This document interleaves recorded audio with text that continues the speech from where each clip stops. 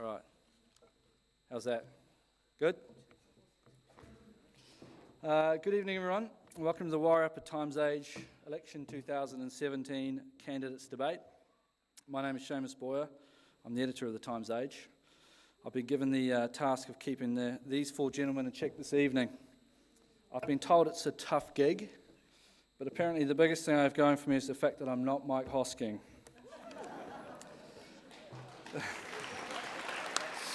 Thank you all for coming along tonight. It's an absolutely fantastic turnout. People are still coming in, which is absolutely brilliant. I heard there were 240 chairs, so it's looking over that. It's a great, fantastic turnout.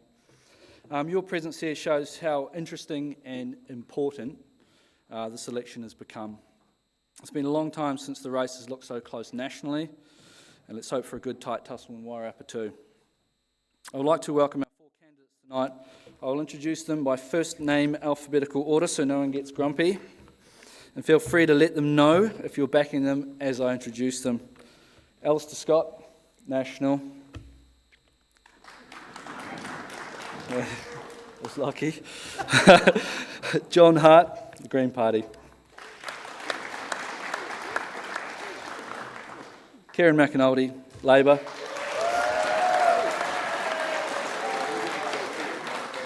You've invited your family along. And Ron Mark, New Zealand First. I should also note that there is an ACT Party candidate running for Wairarapa. Roger Greenslade has declined to be here tonight for the very reasonable excuse that he lives in Perth, Western Australia, which means we now have two Wairarapa candidates who live outside the region. The Wairarapa electorate will also be contested by James Harold, an independent from Dannevirke, as announced today. Tonight's format will be as follows. Firstly, all candidates will have 2 minutes to introduce themselves and outline their vision for Wairarapa. A bell will be rung to let them know when their time is up. Secondly, we have a series of questions about important local issues that we'll put to all four candidates. They have not seen these before. Each candidate will have 1 minute to answer, followed by a brief period of debate once all candidates have spoken. After we put our questions forward, we will choose some questions from the audience, from among the ones you filled in when you entered here this evening. And finally, if we have time, each candidate will have an extra 30 seconds to convince you where to send your vote, and then we'll wrap it up by 7 p.m. You may notice that our friends here at the Event Centre have supplied 2 microphones for the 4 candidates. This means getting through the evening will entail a bit of cooperation. So I've placed you on the podium based on potential parliamentary partnerships. Kieran and John should get along fine. Ron, you'll have to work out whether you're going to turn left or right. And now to begin, Alistair, you have 2 minutes to outline your vision for Wairarapa. Thank you very much. Well, 3 years ago, I had this same opportunity, and I'm going to repeat the same thing. And that is, my vision for the Wairarapa is to have more people here choosing to come and live here, to grow their families, to set up business. And over the last 3 years, it's happened. Now, there's a lot of reasons that's happened, and I want those reasons to continue to happen, whether it's a pull from the Wairarapa, pulling people in because of the attractiveness and the opportunities and the lifestyle opportunities and the connectivity to Wellington, or if it's the pushing people into the Wairarapa. I don't really care, but my vision is for people to arrive and live in the Wairarapa, because that creates demand. It creates demand for services, and when we have a demand, we have more teachers, we have more nurses, we have more frequency of the trains, we have more apprentices, we have more builders. And that's exactly what we've seen over the last 3 years. So South Wairarapa District is the fastest growing district at the moment in the country because of tourism, agriculture prices, and people moving in, building and construction. Carterton, as you know, was up there, it was in the papers for exactly the same reasons 6 months ago. So that's the vision, that's the thing I want to see more of in the Wairarapa, because we can only do one of three things. We can either grow, we can stay the same, or we can shrink. And we've seen in the economic cycles in the past 30 years some of that shrinking. I'm not interested in staying the same. I want this place to continue to grow, and that is what has happened over the last 3 years under a national government.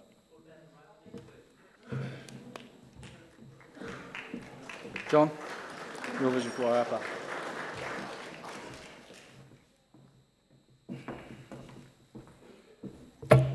Kia ora tātou, my name is John Hart and I am the Green Party candidate for Wairarapa. I'd like to start by saying, well, thank you for that. There's more. Thank you to Wairarapa Times Age for organising the meeting, and thank you all for coming. It's fantastic to see such a full house. So one thing we all have in common as New Zealanders is a love of our clean, green country, our people and our places. Now, like you, the Green Party loves New Zealand, and that's why for 25 years we have taken the lead on giving a voice to the environment and the most vulnerable. So a party vote for the Greens is a vote for putting our most treasured resources into safe hands. Now, New Zealand is facing a number of challenges right now. Tonight, tens of thousands of children will be going to bed hungry in cold, damp houses. Our food banks, our social housing is under more pressure than ever as poverty grows on National's watch. Our water quality is poor and getting worse. National's water standard simply legalises the current poor state of our waterways. Meanwhile, the absolute best of our water is being extracted for free and sent overseas.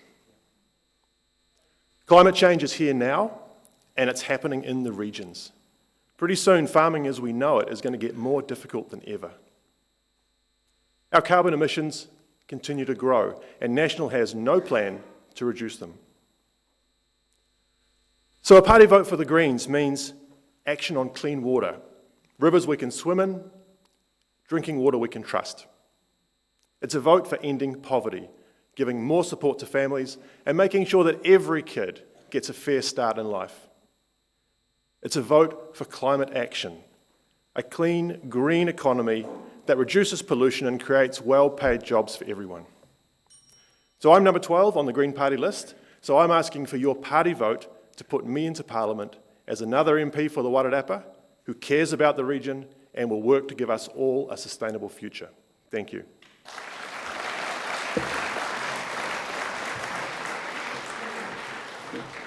Kieran.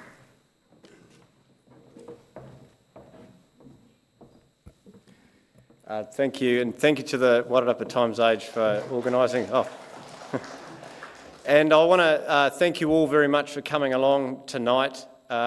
It's wonderful to see so many people here, and indeed that is a reflection of the interest in this campaign. If you compare 2017 to 2014, when people were ducking into shops to avoid talking to me, this is a completely different scene. The fact is we are presented with the option for change, both nationally and here locally. There's a feeling in the air. People want something different, and we deserve that here. For the last 3 years, we've been underrepresented. Wairarapa has not had a voice in Parliament, and that voice that has been there has been a whimper. We deserve better than that. We deserve better than just being seen as a way to get into Parliament. We should be seen as the sole reason for being there. The fact is that we need an MP who is passionate about Wairarapa, who is committed to this place, who is visible, engaged, out and about, talking to you, understanding the issues that are important here and putting them forward at every single opportunity that presents itself. The fact is, my commitment to this place cannot be questioned. And that is why, one of the reasons why I'm putting my hand up to represent you. I'm loud and proud Wairarapa. It is ingrained in my identity, partly because my family have lived here for 7 generations, and that means a lot to me.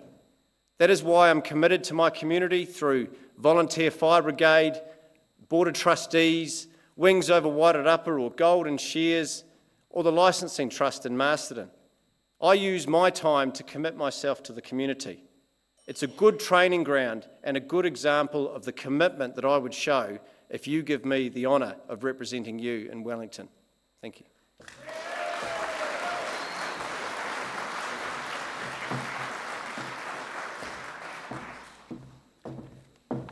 Kia ora, good evening. Thank you very much for coming out, and thank you very much, Shames and Wairarapa Times Age, for putting on this evening. It is important that everybody gets the opportunity to hear from all of the parties, all of the candidates. Now, my vision for the Wairarapa, I'm sort of reminded of two things. One, when I gave my maiden speech in Parliament back in 1996, I quoted a great man who said, "Everybody needs someone to love, somewhere to live, somewhere to work, and something to hope for." That man was Norm Kirk. When I became the Mayor of Carterton, my one desire was that Carterton would be a happy, healthy, prosperous place to live. My vision for the Wairarapa is the same. I want the Wairarapa to be a happy, healthy, prosperous place to live. For that to happen, the Wairarapa needs to make a serious decision about who's going to represent it in Parliament. And I mean represent it. I stand here and I thank you all for the messages of congratulations on my being given number 2 on the party list. But I actually don't want to be a party list MP. I want to be the advocate for the Wairarapa, for the constituency of Wairarapa. I would be absolutely gutted sitting as a party list MP with no mandate to address the things that we know need to be addressed. This is the most important election that we will have faced probably since 1984. We are staring down the barrel at underperforming government right now, a Member of Parliament who hasn't performed, on the back of another Member of Parliament who was number 50-something whatever on the National Party list, who was also parachuted in here to be your representative, my representative. For what result? For what result? There is time for change, and I would advocate to you a very, very serious change. So this time I'm offering the experience that I've had in Parliament, the background I've had, being brought up as a ward of the state and someone who fights for what he believes is right and is always determined to do the very best for the people that he represents. I'm asking for your constituency vote this time round, people. Thank you very much.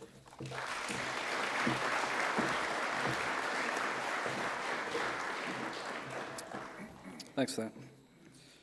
We'll move on to the questions now, and I will ask that you stay seated to answer these. And you'll have 1 minute each, and I'll let you know the order. We'll shift it around to make it fair. Over the past 18 months, Wairarapa has seen house prices soar as Wellingtonians and Aucklanders come to live in our region. As part of that, many landlords have sold off their rentals to first home buyers. The property boom may be great for those who own properties, but miserable for those trying to find rentals for their families. What needs to be done to make sure everyone in our region has a roof over their head? Alistair, you can go first. You've got 1 minute. Well, there are roofs over. Is this on? Hello, Panu? Can you hear me back there? Can you hear me back? 1, 2. Just on the bottom, Alistair. We'll start the minute again. Yeah. It's all right, I'm a problem solver, ladies and gentlemen. So, there we go. Isn't he good? Right.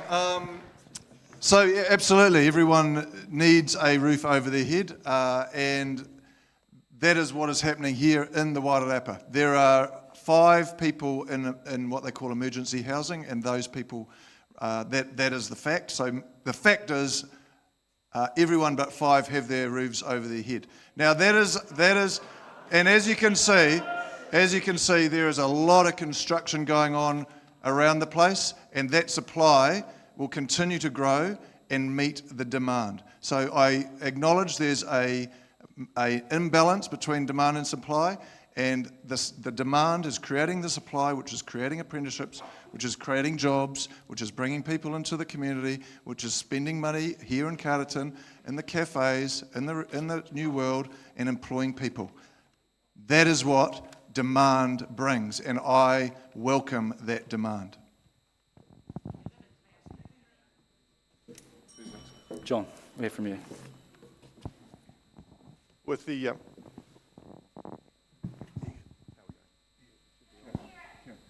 there you go. All right. Okay, I think we nominate Kieran as AV monitor for the night.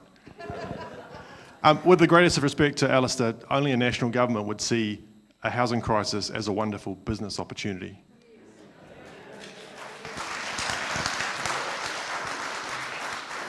If you go to the east side of Masterton, you'll see people living in caravans, living in garages, in illegal housing that's not consented for humans to live in, because they have no option. To say that we don't have a housing crisis in Wairarapa or that we don't need urgent action is just nonsense. So the Green Party policy it's pretty simple.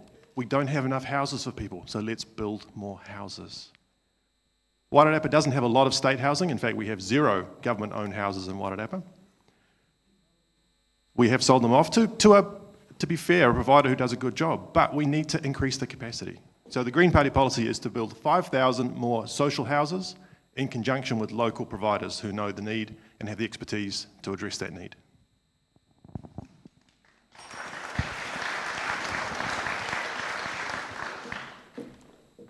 Kieran. I mentioned earlier how disconnected our MP is, and I think he's just demonstrated it in the first possible opportunity. There are people here working that cannot afford to buy a home, and that is disgraceful in provincial New Zealand, that the places that have been the only refuge for people who cannot afford to buy a home is now out of reach for so many. We are fortunate as a community that our own local trust bought the state houses off the national government in '99, but there is no government housing presence in this region. They are the only organisation that can provide true social housing, the wraparound services that is needed here.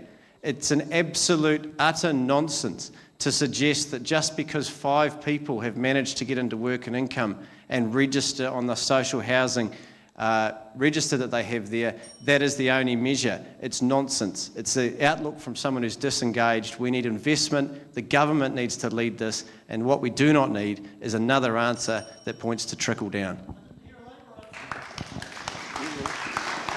Hello? Is this working? Okay. Look, it's really interesting to hear the explanation from the National Labor side, isn't it? And it's a bit of Tweedledee and a bit of Tweedledum.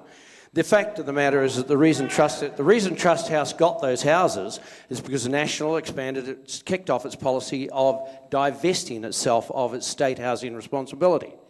And it's astonishing when you realise that Trust House, whilst it has that portfolio, doesn't enjoy the benefits of being recognised as a community housing provider, which is something the government hasn't done, which means that people cannot access the subsidies that they're entitled to. In my electorate office, I am dealing with people, and it breaks my heart to see women who are in their 60s, who have lived in a house for 30 years, being put out. Why? Because the house has been sold. Why is that? Because there's a whole truckload of people moving into the Wairarapa who are buying up every house that they can, and landlords are being encouraged to get out of the business that they've been in for years because of the occupational safety and health constraints and all of the other compliance that comes with it. New Zealand First is dedicated to setting up a new housing commission that will be state-run, aimed at providing state houses for all vulnerable New Zealanders.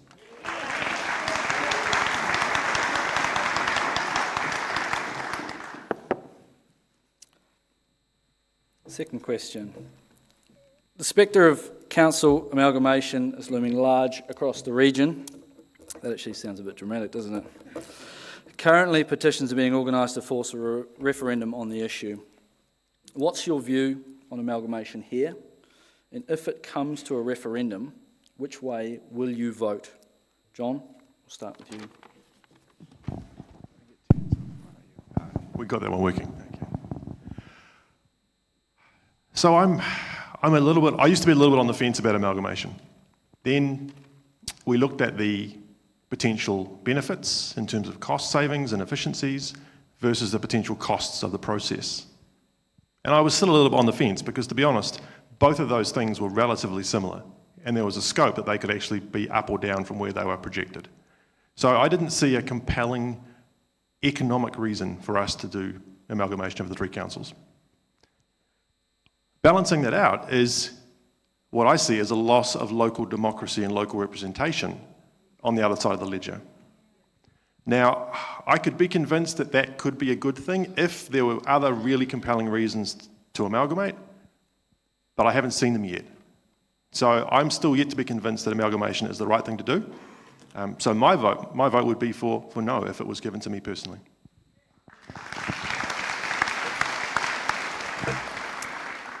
Kieran, as someone who works for one of the existing councils at the moment, I'll be interested to get your take on this. I do work for the Masterton District Council, but despite the fact that there is the possibility of amalgamation causing my redundancy, I still support it. Despite the fact that I believe that politicians should stay out of this and it should be put into the hands of the people, that's why, despite supporting amalgamation, I've signed the petition, both in Carterton and Masterton. The point is it should be up to you. And it should actually require a majority in each affected council, not just a majority over the whole region. But nevertheless, that hasn't stopped me supporting it. We often look at Auckland as an example not to do this. We actually have an example much closer to home in South Wairarapa. That is an amalgamated council with community boards for each town, and it works well. What's actually being proposed is just extending that across the region. I opposed the super city because we would have lost our local identity. I opposed the unitary authority because we would have lost our connection to Wellington. This is a pragmatic approach that allows us to have one unified voice. In fact, working for council has shown me how ineffective it is trying to work across the all three councils.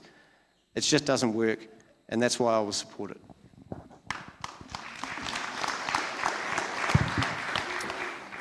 Ron, as a former mayor of Carterton, you should be aware of the pros and cons of a single Wairarapa council. What is your stance, and could you see yourself as one day standing for Wairarapa mayor? Well, let's deal with the first bit. God willing and the people willing, I will be representing the Wairarapa as their elected MP in Parliament and enjoying the task of getting a whole bunch of stuff done that hasn't been done here for us. But on the amalgamation question, I was a supporter of the unitary authority because I believe that we could rationalise better and we would get better results by controlling all three waters and having decisions made locally. I am a great believer in localism. Local communities deciding for themselves. When I look at amalgamations that have happened, it's interesting that Brisbane went down this path and now they're de-amalgamating, and now we've got breakaway groups at Waiheke and Rodney all trying to get out of the Auckland super city because it is not working locally for them. It's not. What we will see here is a bigger gap between the mayor and the ratepayer. What people enjoy right now is the high quality of their democracy. If you amalgamate, that democracy will be compromised. And that is a decision that you will all make and live with for eternity if the decision to amalgamate goes ahead. I will be voting against this amalgamation proposal because I do not think it will deliver the things that have been promised at all.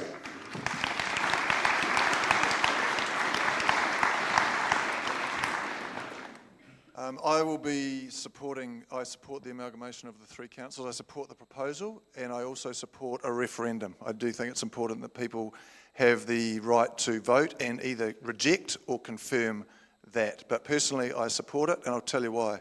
I speak to builders in the area, the Wairarapa, and they submit their plans to the three councils. They get 3 sets of questions back. Another reason I support it is because there's an initiative. Just last night, Steve Mahari talked about Massey University possibly having a footprint in the Wairarapa. He doesn't talk about Masterton, he doesn't talk about Carterton, he doesn't talk about South Wairarapa. He talks about the Wairarapa. And we all have to be together if we want to take that opportunity to have some presence of a university here in the Wairarapa. So that's just an example of why we need to merge, to take advantage of opportunities that are coming our way.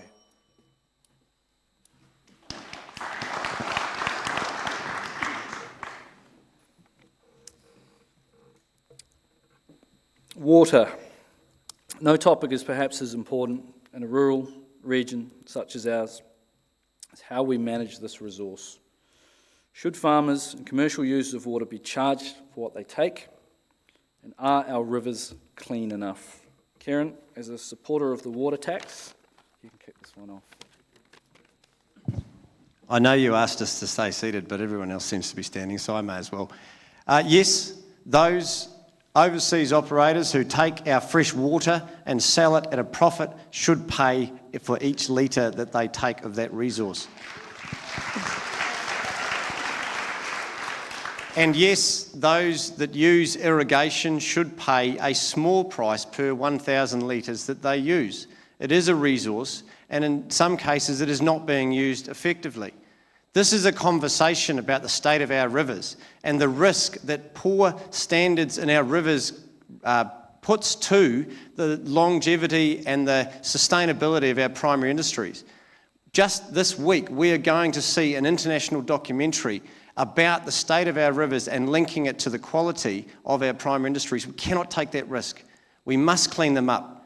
And one way in which to go about that is to put a price on irrigation.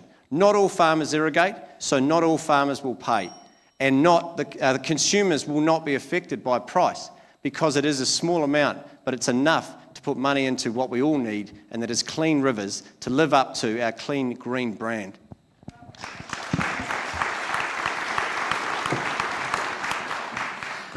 An interesting fact. Whilst there's a lot of criticism of rural New Zealand as being a dirty polluter, information out of the Ministry of Environment shows that that in the Auckland region, there are no rivers or waterways that are excellent, none that are good, and 62% of them are poor, which is the worst grading that the environment, that the Ministry for the Environment can give. There's a heck of a lot of focus, and now the Labour Party has revealed that its water tax will be implemented. They've had more positions since that announcement than the Kama Sutra has. And we are totally in the dark as to where that water tax will be applied. Will it be applied to Wild Oats, who uses water? Will it be applied to to this event centre? Will it be applied to sheep and beef farmers whose stock use water? There is no detail whatsoever. What you can guarantee, though, is any tax on water will eventually come down to the consumer and will appear at the supermarket, and that will affect the lowest paid people in New Zealand. It will affect the low-income people, and it will. Go on now. Talk to your Labour people, it will.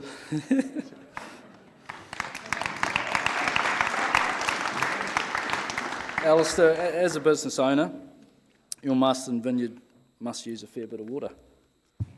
Should you be paying for that water? First of all, I want to address the water tax. The water tax is another layer of taxes that the Labour Party is trying to put across the rural sector. Let me finish. It's an inconsistent policy. It taxes irrigators. It's targeted at irrigators. And like Ron says, it does not target the guys who are dirty, filthy, polluting the water, the Aucklanders and the Waikato. So that's where the dirty water is. The irrigators are in the South Island. Irrigators are not allowed to pollute. They've got consent conditions. So it's completely unfair to pick on one group of farmers or water users and not others. Ron's quite right. If we're going to tax one group, we should all be taxed. And as far as exempting Coca-Cola, which is just water with sugar and brown stuff in it, and exempting those guys is just ridiculous. So the policy is absolutely poorly thought through. Now, if you're going to tax something, it should be broad-based and apply to everyone, not picking on guys who actually are the backbone of this economy.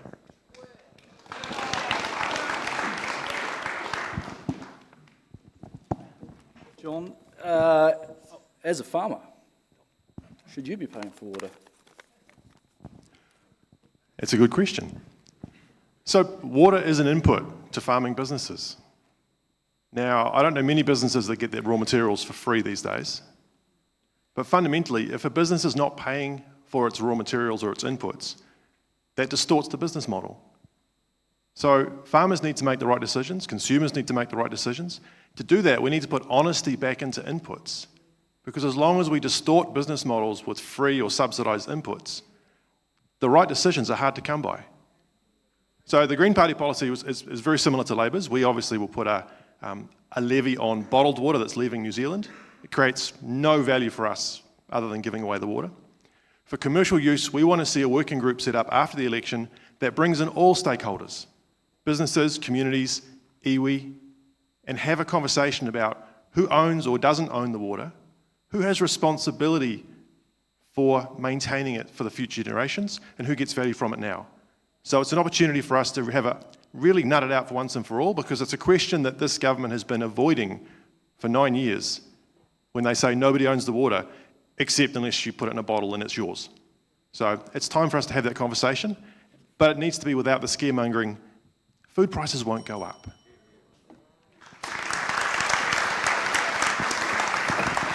Kieran, I would be interested to hear from you. What I mean, for both of you, really, what is it not a leap of faith to ask people to vote for this when there are so few details? Certainly, when it comes down to price and impact on consumers. That's for you. Well, no more of a leap of faith than New Zealand First is asking for your vote, but they won't tell you who they'll go with after the election. The fact is that, there has to be an element of trust in everyone that you vote for. We have been, sometimes it doesn't work out, just like the last 3 years, and sometimes it does, But the fact is that we have made a clear commitment, a transparent commitment, that there is more to fixing tax than just looking at how we're going to address the rising cost of infrastructure for tourism or our degrading rivers. We have proposed a tax working group, just like this current government did, but we will not ignore their recommendations and put GST up. We're told that tax is bad, but GST affects all of us across the board and our lowest income people disproportionately. Let's not have a higgledy-piggledy approach to tax. Let's actually look at it, not in a 3-year cycle approach, but 20, 30, 40 years ahead.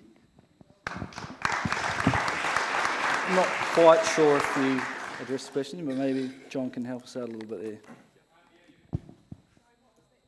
I said I'm not quite sure if he addressed the question there, but maybe John can help out a little bit. Yeah, just a quick note on how we actually make policy. Now, a political party comes out with a policy before an election. Arguably, it's the worst time to do it because you're doing it in secret, you're competing with other parties, and you want to present it to the world in its fully formed state. The best time to make policy is after an election, when you've got select committee processes, you've been through a coalition agreement, you know what people's bottom lines are. So when political parties come out with policies before an election, they're signals about the values of that party. As much as they can be, they're promises, but they're mostly signals about what our intentions are. So for the Green Party, it's about what do you value? What are your values as a New Zealander? Should we fundamentally ignore that water's being given away? No, I don't think we should. So let's talk about it after the election, but if you believe the same thing, then party vote Green.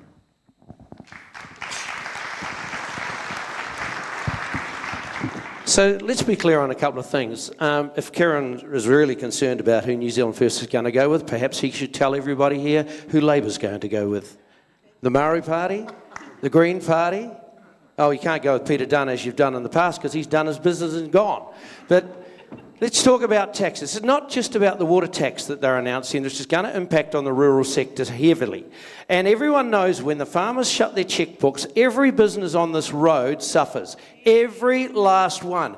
Your family will face job losses. Your family will face income reductions. It's not just about the water. Now they want to tax, they want to bring agriculture into the emissions trading scheme. Okay, tick up another tax. Then there's plastic tax. Then there's sugar tax. This is the most taxing party proposal I've ever seen of any election. And so far their election promises are up to 20 billion. Who's going to pay for that? Now, it's in the stats and it's there and it's been announced. You can't deny that. So all I'm saying to you is look at the holistic picture that you've been painted and ask yourself, is this going to be good overall for employment in the Wairarapa, good overall for your family, good overall for this economy, or are you going to see people leaving this area and moving back into metropolitan New Zealand? as towns shut down.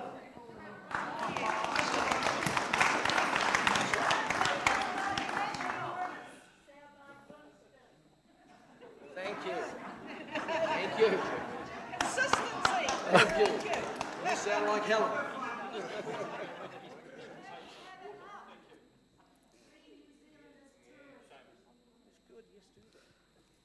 We can actually ask that question. Do you think you should be paying for your water at your? Do you think you should be paying for the water at your vineyard? That was the question that I asked you. You can go for that too. Yep, you can reply to that, but I still think you should answer that question. Yeah, I pay the Masterton District Council, I think it's 23 cents per cube. So I pay for access to water. I don't pay for the pure water, but I do pay, I think it's 23 or 24 cents per cube. So that's the specific direct answer. As far as water tax, it is just, sorry? Well, because a vineyard doesn't use as much of it as a dairy farm, it's obviously a lot less. And it obviously doesn't leach nitrates into it. It'll be thousands of dollars, madam. And I tell you what else, the ETS will cost a dairy farmer in Woodville last night, told us that it would cost her $40,000 a year. If the fart tax was, well, you can take that up with her. Why do you just deny what I just said? Are you calling her a liar? Are you saying she's a liar? Are you saying the fart tax won't cost dairy farmers? Are you saying the water tax won't cost the dairy sector? Are you saying that free trade agreements are bad things for this economy? Now, I tell you what, if you're against water tax, if you're pro water tax and you're pro capital gains tax, if you're pro ETS and want a fart tax, if you do not want free trade, if you do not want to export stuff out of these regions, then you vote for those guys. All right. Apparently people can't hear me in the back. Is that better? Yes.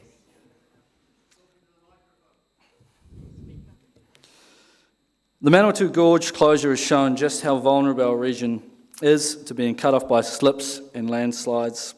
The Rimutaka Hill is also prone. What would you do to secure and improve our region's roads? And Ron, we'll start with you, please.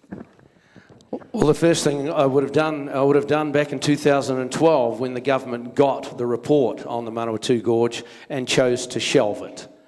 What I understand very clearly, having been born here and grown up here, and I know the Woodville Pahiatua area like the back of my hand.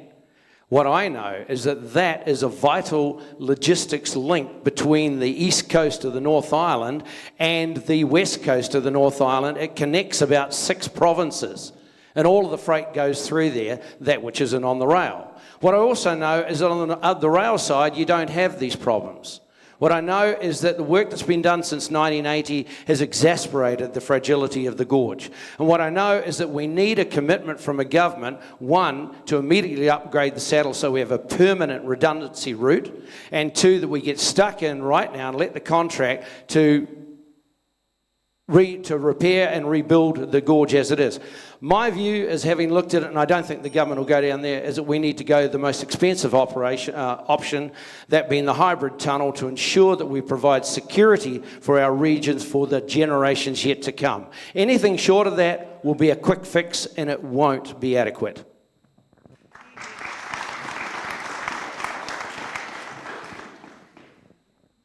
It's all very well to say that in hindsight. So obviously if we'd built a big fat road or built a tunnel as well as cleared out the Manawatu Gorge, people would say, what a waste of money, the Manawatu Gorge is perfectly fine. And it was, and it has been. So people have been using it. Now the reason that it is closed is because the whole face, the whole topographical area is moving faster than it has ever done. There's a lot of water behind it. They've done 60-metre drills in, they've found a lot of water. There's been, as you know, a number of earthquakes. There could be all sorts of reasons why that piece of dirt is moving faster than it has done. But the fact is, it is moving faster and it is dangerous and it will not be opened. So we have to get on with it. By December, there will be an option, a preferred option, and then a consulting period with the community, and then it'll be built. It'll be built. It'll be get on and build it. So that'll take 3-4 years. It's not an instant fix, obviously, and it is a very important piece of road, and that is why this national government is putting high priority onto it.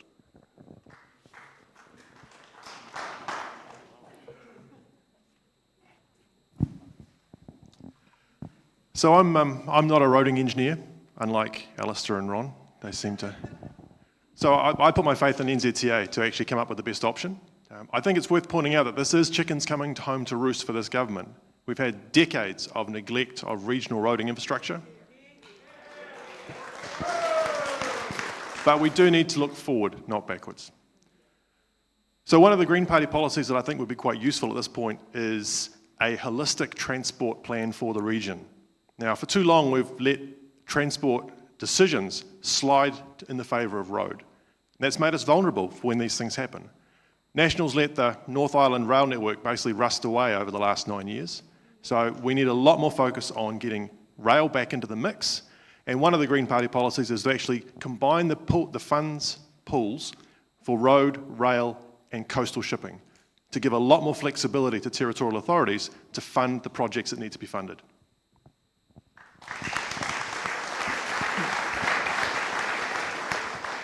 The people of Woodville are hurting. There's already been 3 businesses closed and there's the threat of many, many more. What they need is certainty. But it's not just Woodville, it's also here in Wairarapa. I work in economic development and I understand the importance of the through traffic coming down State Highway 2 to our tourist operators. If the Manawatu Gorge or an alternative is not there, a user-friendly alternative, they simply go down the much easier State Highway 1 if they're heading down to Wellington. So this isn't just a Tararua thing, this is a Wairarapa thing. The Labour Party has a commitment to funding an alternative to the gorge in our manifesto. We also have a commitment to double the money available to rural roads to $280 million, so that if we had an effective representative, we can be lobbying for the things we need, like a roundabout at Norfolk Road intersection or a roundabout at the Namatara Road intersection. In fact, we're the only party that clearly outlines a commitment to funding the Wairarapa rail line. $60 million of neglect that place needs, and this region needs a reliable connection to Wellington. We've been cut off by snow before, and the only way to get there is by rail, but not if it's underfunded and neglected.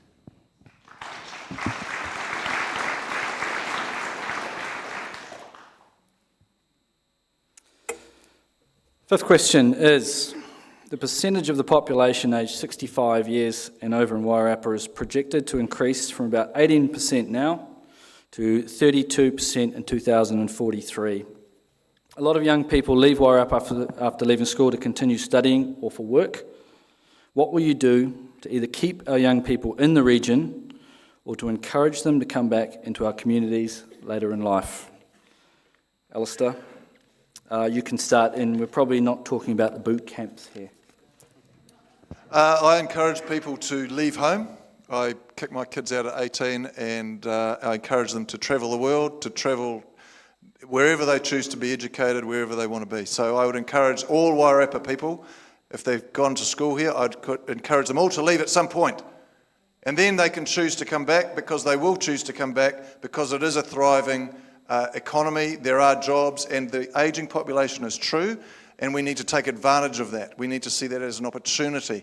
We need to service those older people, and that will bring it in, in the service industry, whether it's aged healthcare or whatever it might be to service those people, and that will bring in families. And again, you have that cycle, that virtuous cycle of economic growth. So I encourage people to leave. I think it's a big wide world, and we must make sure our kids see the world for what it is and the opportunities that are here.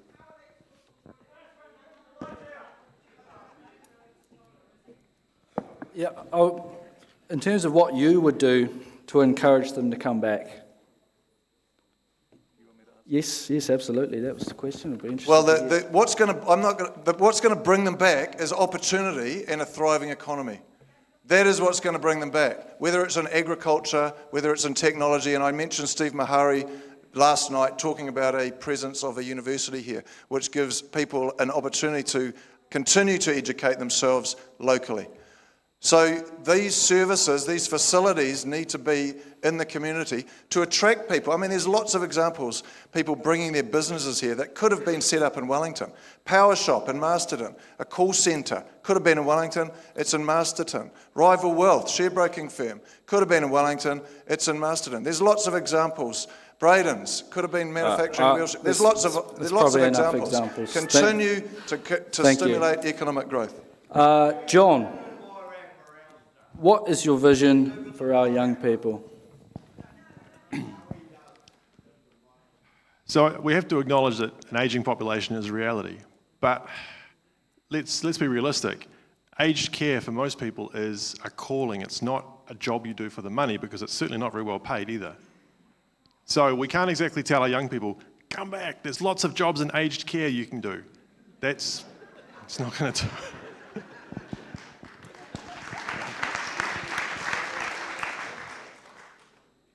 Alistair has a point. I think people do need to see the rest of the world, or see outside of their region if we can. So I'm a fan of people leaving and coming back. But we've got to find better ways to bring our young people back. Now, we're right on Wellington's doorstep. Some of the largest tech companies in New Zealand are in Wellington. Now, why on earth can't we encourage them to have satellite offices here in the Wairarapa? You look at the people on the train every day. Thousands of people leave to go to Wellington for their jobs. A third of them are probably information workers who, with a little bit of encouragement and a little bit of support, could probably have offices in Wairarapa. So if we had a regional vision for Wairarapa as a place where we wanted a thriving tech industry with the lifestyle that people want in Wellington but can't afford down there, we could turn this around pretty quickly.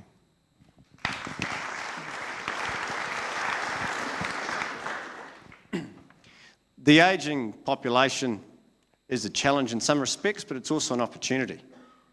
But where it is a challenge is not that the population is getting old, it's that the workforce is approaching retirement, and there are no structural plans from this government to try and fill that void, particularly in rural areas. The question is around how we engage those youth that are currently here and how we get them back. We ensure that the government plays a key role in ensuring that they get apprenticeships. We ensure that young entrepreneurs get assistance from the government to start their business in rural areas. We implement a regional development policy that says to employers in Auckland and Wellington that if you want to bring your production to Masterton or Carterton or South Wairarapa or wherever, that we will pay 50% of your moving costs. Because I tell you what, an employer with 50 staff leaving Auckland, they won't even notice, but it's going to make a heck of a difference here. Trickle down's not going to work. A government that's going to invest in rural communities is going to make this place sustainable. I want to ensure that my children and grandchildren that choose to stay here have the opportunities that my grandparents did, but we can see they are slowly disappearing, and it doesn't have to be that way.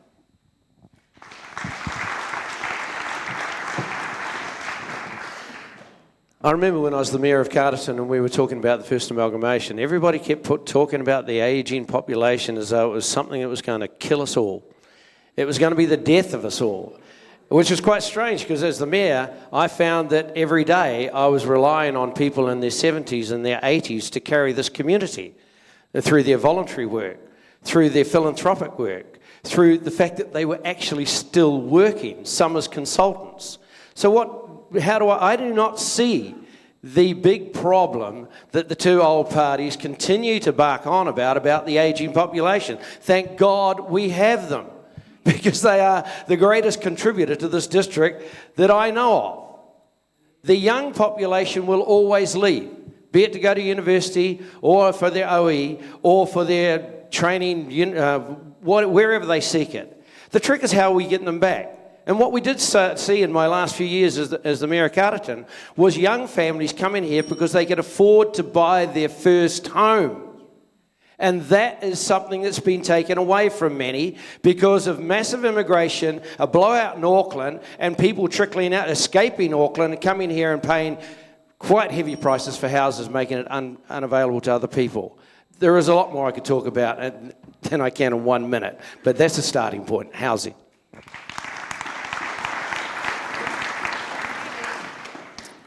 We've got a whole stack of questions here from the audience, so we're going to get started on these.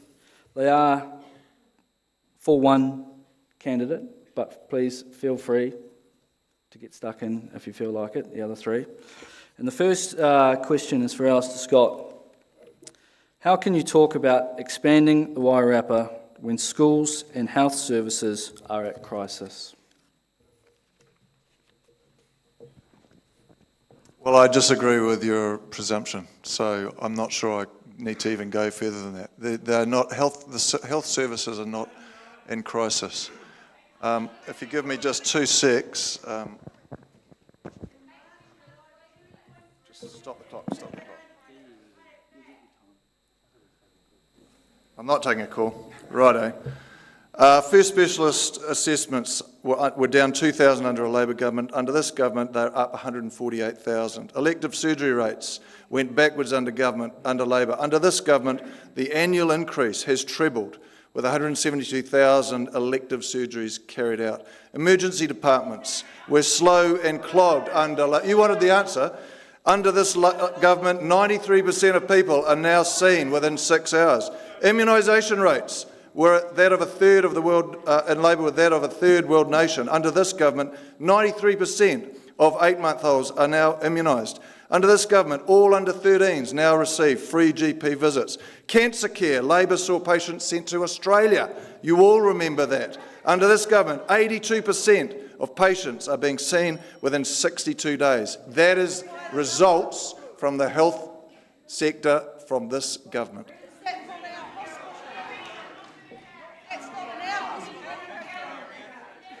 You shouldn't be impressed with that answer, Kieran. What have you got to say? The first thing to say is that we need an MP that actually talks about the Wairarapa, not read something from his phone about the whole country. There are 3 categorisations for DHBs: green, orange and red. And Wairarapa is red. It is amongst the worst funded DHBs in the country. And you can say we've done more of this and we've done more of that and we've put more money in. It's meaningless if it's not keeping up with demand. The fact is the population is growing. The cost of provision of healthcare is growing. And this government has underfunded healthcare across the nation to the tune of $2.7 billion. And then they stand there and they crow about a surplus. What good is a surplus if we cannot get the healthcare we need? If our children are not getting the education they need in terms of early childhood, and our special needs kids are getting neglected in rural schools because they don't have the funding that they need. That is not a surplus. That is a deficit of services. It's all well and good to say the economy is great, but only if it's for everyone, not just this government's mates.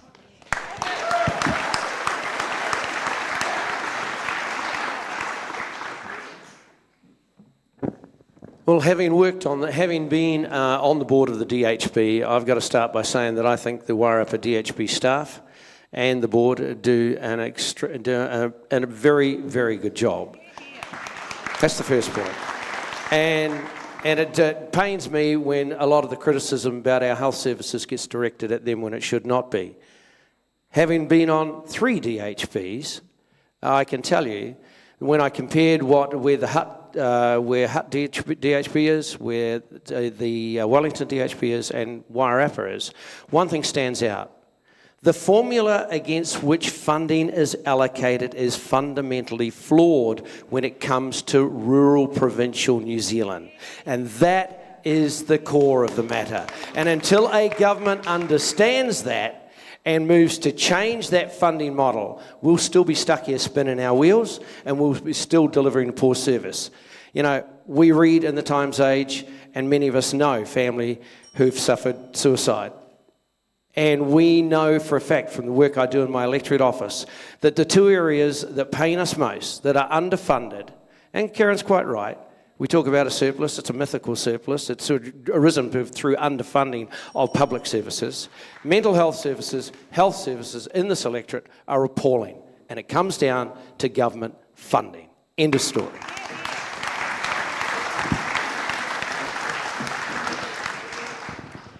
I just want to echo what Kieran and Ron have said about health, and I'd like to add a note about education as well. We were at a meeting last week in Woodville to talk to some teachers, and they were telling us they put their hands in their own pockets to make sure their kids are fed, to make sure their kids have shoes, to make sure the kids have raincoats, to make sure the kids have bus fare to get to school. So national surplus is on the back of teachers paying out of their own pockets to cover that gap. Now, you can't tell me that's a surplus. So to say that we haven't got a crisis in health and education and everything's fine, what do you say to that? I mean, it's To carry on from that, John, there's another question which I think everyone could look at in terms of what are you going to do to encourage health and education specialists to stay in the Wairarapa. Many are leaving after 1 year due to part-time hours and long client lists.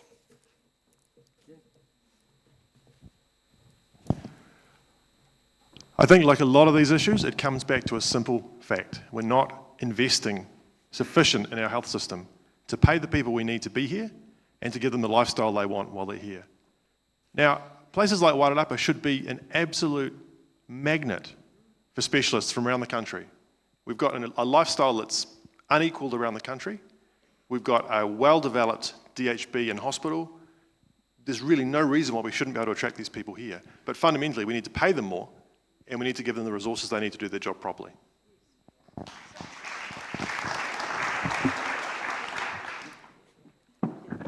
Look, one of the things that New Zealand First has advocated for a long time, and it's nice to see political parties stealing our policy. I just hope they steal this one as well. In fact, I think Jacinta just did. We talk about student loans. We talk about the student debt burden that is being carried. If you want specialists to train at Otago Medical University and then come into the provinces, you need to incentivise them. So that's why we talk about pay forward. That's why we talk about reducing their student debt, writing off their student loan if they agree to stay in New Zealand, and specifically if they agree to go into the provinces. And who knows, once they've been here in the Wairarapa and they've lived here and worked for 5 years and paid off their student debt, they might actually find someone, settle down, raise their family and stay here forever. And wouldn't that be a good thing?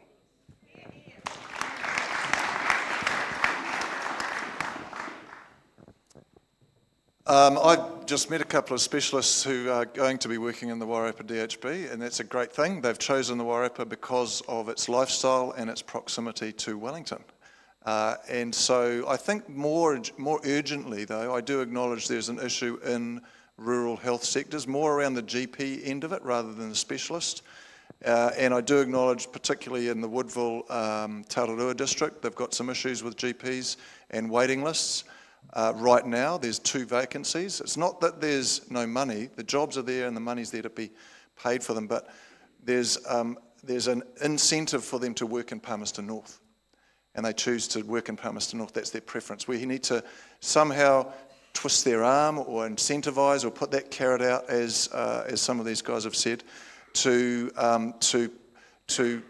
compel them to work in Dannevirke and in Woodville, and I'm working on some of that stuff right now. Now, waiting lists and the time you have to wait to see a GP is not isolated to Dannevirke, it's here in Carterton, and it's in Masterton. The fact is that we have an underfunded health sector that doesn't look at the wider picture. You know, it's not just about saying that we want to incentivise people to move here. Give them a reason to move here. Make sure that when they walk into our DHB, that it is not an underfunded DHB, that they are not finding themselves overworked and underpaid. You know, the fact is that this is a service. We've got to look at how we make this a sustainable community. That is a much broader issue. Yes, there are things that we can impose now to fill the short void, but I haven't heard anything tonight about how we're looking long term. The solution that we need is not paying doctors to come here. It's actually to make sure that we have a thriving community. That then comes with it.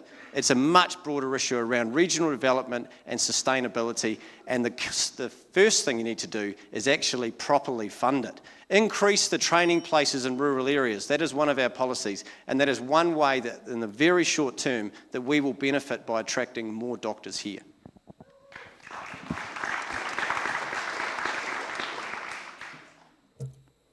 This is another question for everyone, actually. And what is your view on the Water Wairarapa Irrigation Scheme? We can start with you, Ron.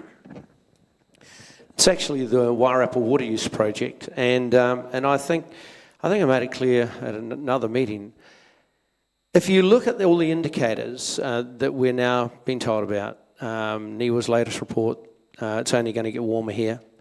Population's increasing, water consumption, water usage by human beings is increasing.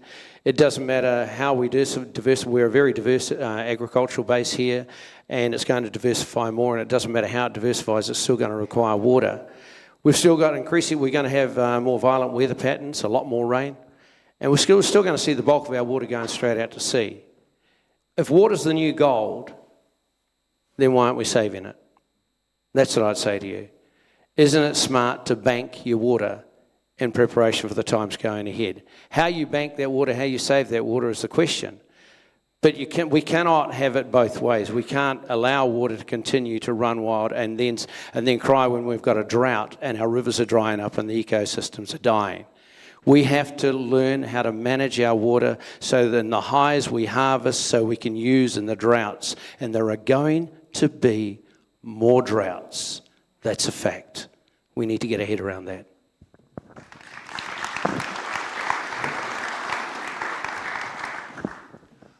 Ron and I agree absolutely on this one, so I won't be long.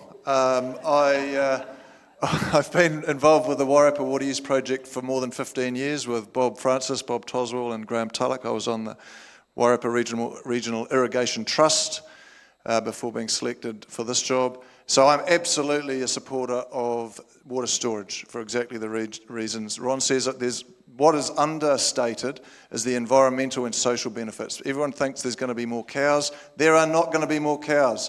The cow farmers will have consents that they must comply with. They will not be able to shit in the rivers. They will not. The water will be turned off. So they'll be forced to use the water efficiently and effectively because it'll cost them to take the water from that water storage dam if they want to be shareholders in it or use that water. So it's a very good system to allocate water effectively. It'll give opportunity to have higher minimum flows in the rivers.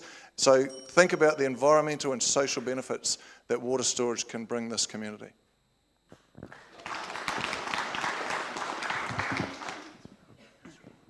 There are two water storage schemes in this electorate, and the reason I point that out is they are poles apart. The Ruataniwha scheme is dead because it didn't stack up on two crucial things. It didn't stack up economically and it didn't stack up environmentally. Now the Wairarapa water project is slightly different in that it is still moving towards the end of the feasibility stage. So actually the answers to our questions are not able to be provided yet. So I take the position of supporting it in principle. If, for example, they propose a model that requires substantial investment from ratepayers, then I'm unlikely to support it because it has to stack up economically. It can't simply be reliant on a subsidy. This government hates subsidies unless it's for water storage.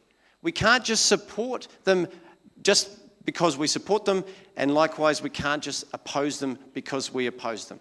The economic benefits of irrigation are clear, but not if it means a transfer of wealth from ratepayers to landowners. It has to stack up. Let's wait and see what they propose, and then we can actually form a proper, rational position on it.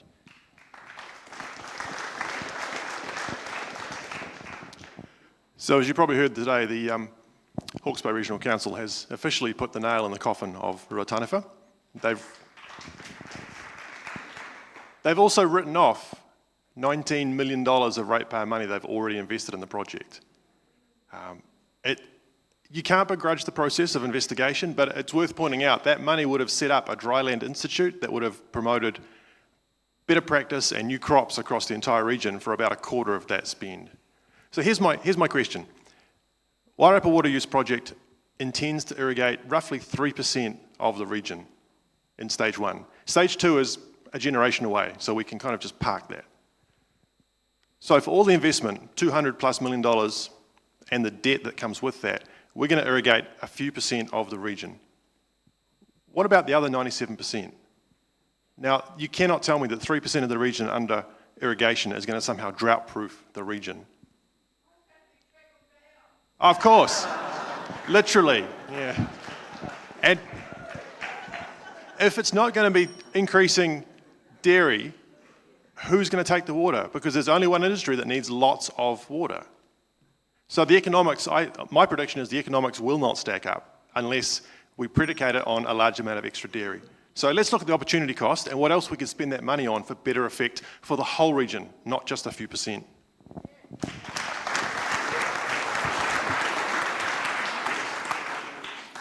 The next question is only for Ron. Why will New Zealand First not declare which party they will work with? We'll work with anybody who's sensible. And thus far, we have done so. We have had a coalition agreement with the National that didn't turn out to be that sensible after Jenny Shipley took over, and we left it on a matter of principle because they chose to break one of the key agreements we had, that there'd be no more asset sales. We have worked with Labour in a coalition with Helen Clark, and I've got to say, it was a most enjoyable time in government because Helen was a person of her word. If she did a deal, she did the deal and she stuck to it. And she backed Winston 100%. So we're open. But as Jacinda said the other day, you let the voters decide what the proportions are going to be. And I'm hoping that the voters will look at particularly the regional development promises, particularly at the taxation issues, and that they will ask themselves, who do they trust to keep either of these two parties in line and on track with what they pledged? And for that, you need someone strong enough to do that. If you want to bow into a party that's ready to line up with the extremist parties, be they Greens or ACT or the Maori Party, you go to National, because they've done it all. If you want a party that's going to line up with a party that is sensible and sticks to their word, well, that's us. We've done it before. Thank you.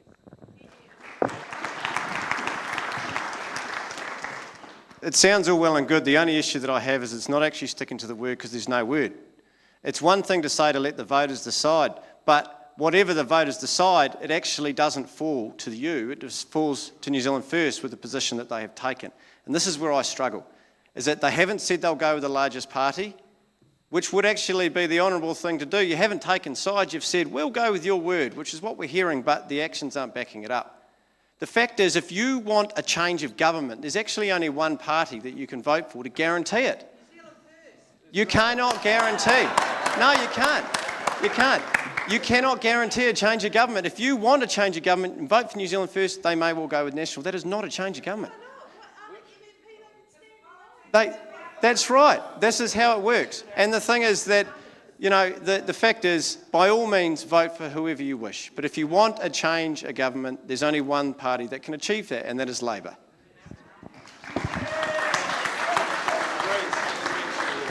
Look, I'm going to agree with Kieran this time. I agree that basically, why would you let the decision of who is Prime Minister to Winston? You guys decide who you want to be Prime Minister. So to me, you either vote blue or you vote red, because I believe people know who they want to be Prime Minister, and if you vote for Winston, you just don't know who you're going to get. Now, I have the greatest respect for my friend Kieran here, but he did make a small error when he said there are actually two parties who are committed to changing the government, the Labour Party and the Green Party. It's all right, we're all friends. It's late. So here's my suggestion.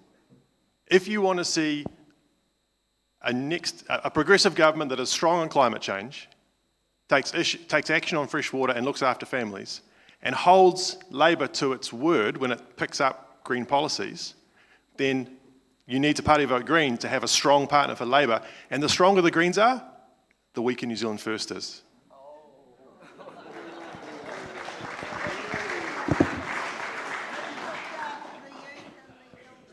Well, I am going to take a chance to respond. Thank you very much, Mr. Chairman.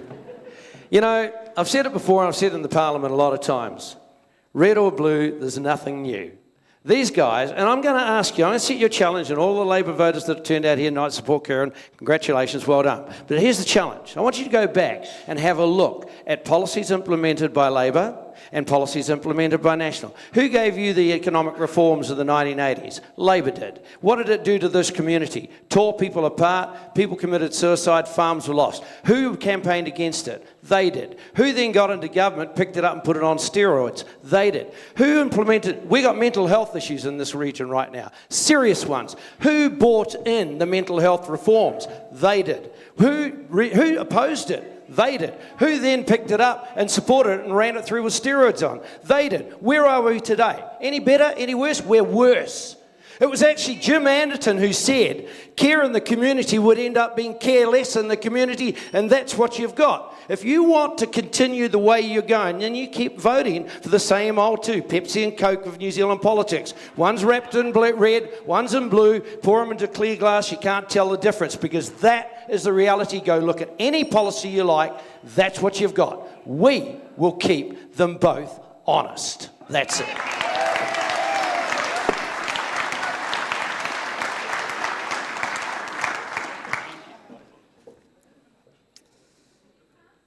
And with that, the next question is, there's a chance all four of you could end up in Parliament.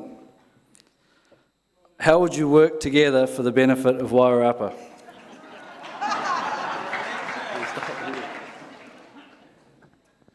Well, actually, quite well, and I'll tell you why. There's a lot of stuff that goes on in Parliament which a lot of people don't see and I don't think appreciate, and Ron might have some comments, because in Select Committee you do work across party to get the best legislation that possibly can come out of that Select Committee after hearing submissions and so on and so forth.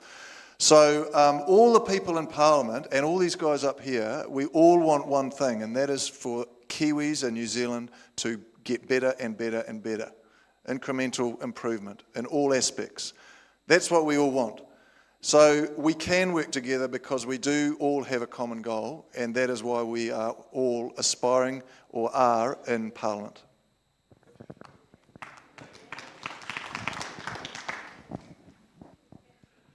So this is my second election with these gentlemen, and I got to know them quite well last campaign as well. And we did end up being like a little bit of a travelling show, because the same jokes come out every night and the same points come out every night and the same rebuttals every night. So you do feel like a sort of a troupe of actors on display. But I can tell you they are all in it for the right reasons. Now there's a very good chance, I think there's a pretty much certainty that Ron will be in Parliament. Alistair's probably going to get there on the national list as well. I would suggest you give your electorate vote to the candidate you think would best represent you for the electorate, and give your party vote to the Green Party to get another MP. So you can make it happen that all four of us will be there. But I can honestly say they're all in it for the right reasons.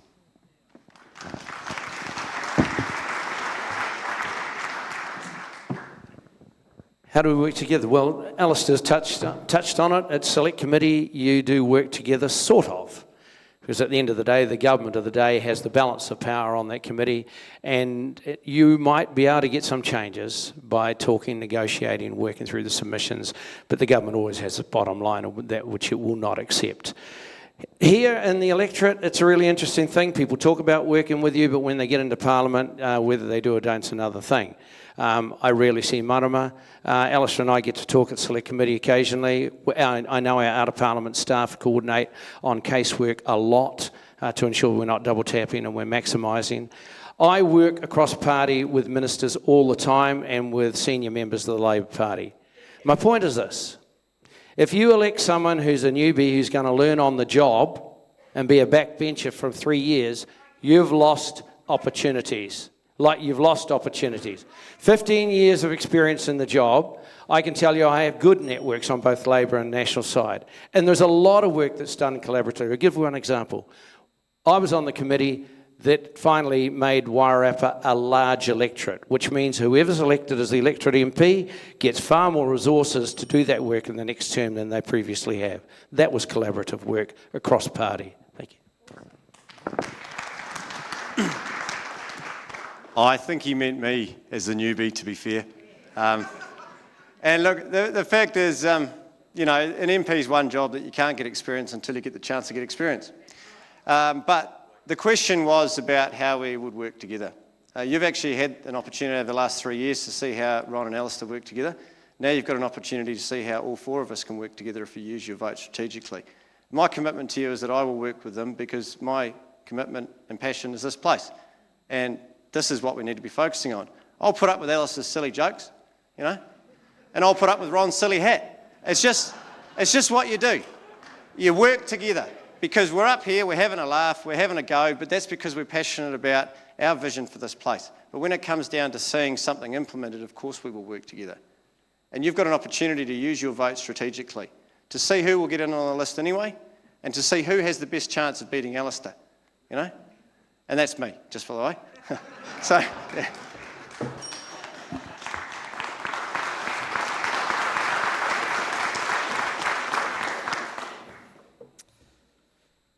You will now all have 30 seconds, quickly, to convince the people here why they should vote for you. You can come up here for that if you like. Alistair, you can stay. We need a national government to continue the good work that has been going on in this economy, especially in the Wairarapa. Wairarapa has been one of the most successful regional, rural electorates across the country. So, and to have a strong advocate, as an agricultural-based advocate, primary producer-based advocate in Parliament, in government, 2 ticks blue. Thank you.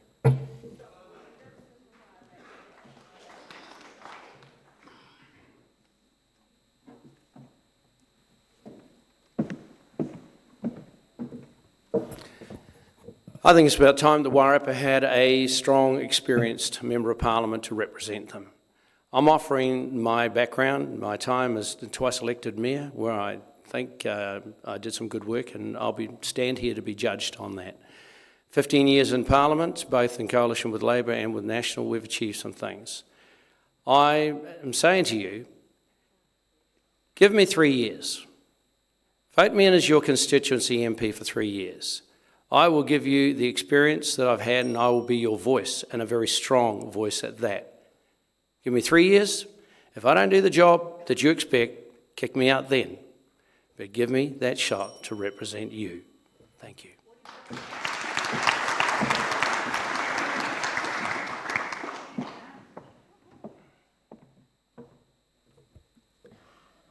We've had an opportunity to see what the current MPs representing this region, one list, one electorate. We've seen what an MP that isn't passionate about this place does. Nothing. For the last 12 years, we've had someone that just overlooks why they are actually in Parliament. Let's change that. Let's get someone who's actually committed to this place and passionate about it. Loud and proud Wairarapa. Use your 2 votes wisely. I implore you to vote 2 ticks Labor, but if you're not a Labor supporter, give me your electorate vote. You've got to look at things statistically. There's only one candidate that can actually beat Alistair. There's one candidate here who doesn't want your vote and one who doesn't deserve it. Use it wisely.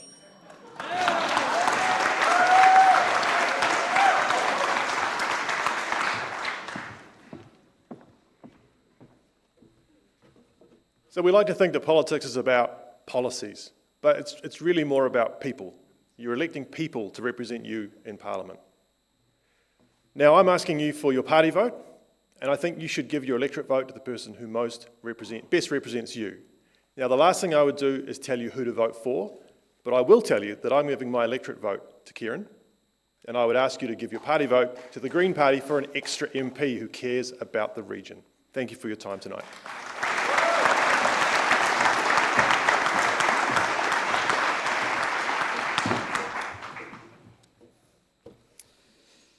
And with that, our debate is closed. Hopefully you will all now have a better idea of where your vote is going on September 23, or your 2 votes. Thank you everyone for coming along. Thank you to our 4 candidates. You guys have been fantastic. I appreciate the way you've handled the questions, and let's hear it for the 4 candidates, please.